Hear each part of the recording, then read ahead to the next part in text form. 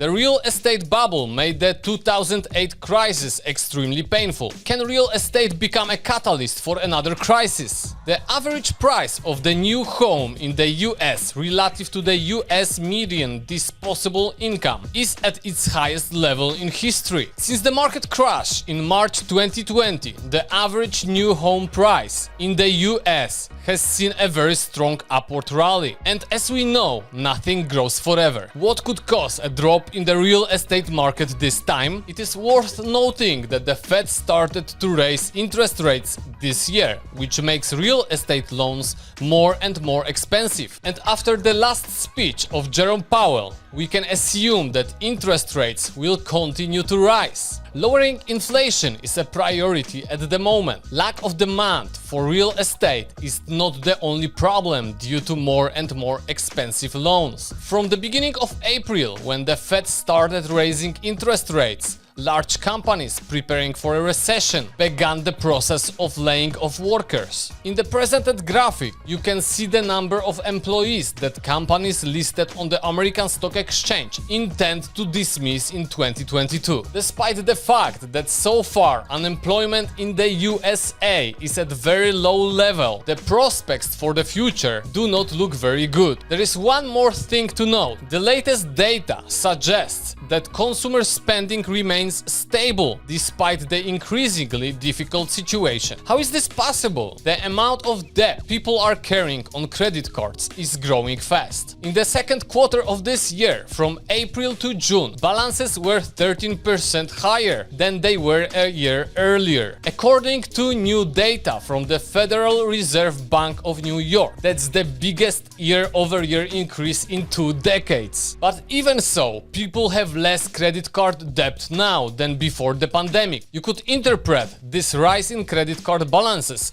as just something of a return to normal. People are unleashing pent-up demand to travel and eat out, said Ted Rossman at Bankrate. However, as experts say, we have nothing to worry about as long as people have jobs. According to Michelle Ranieri from TransUnion, the strongest indicator of whether somebody can pay their bills or not is whether they have a job. You could just say that as long as the music is playing, everyone is having fun. But what happens when someone turns off the music? There's no doubt Americans are falling deeper in debt. As prices jump across the board, consumers are increasingly relying on credit cards to make ends meet. The number of people with credit cards and personal loans hit record highs in the second quarter of 2022, according to TransUnion's latest credit industry insights. The tally of total credit cards exceeded 500 million for the first time ever, led by originations among Generation Z, or adults ages 18 to 25. Overall, an additional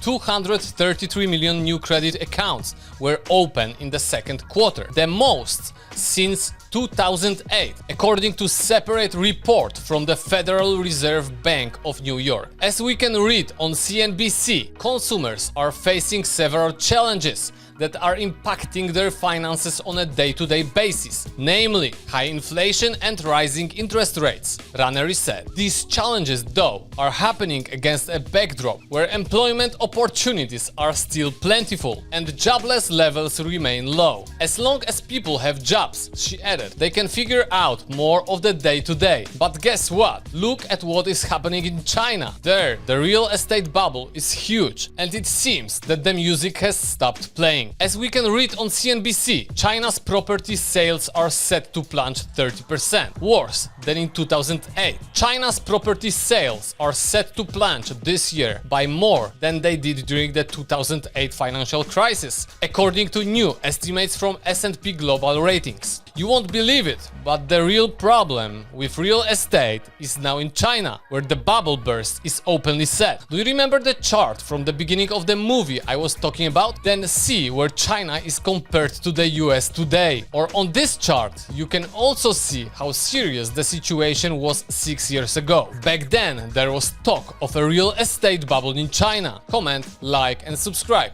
Bye!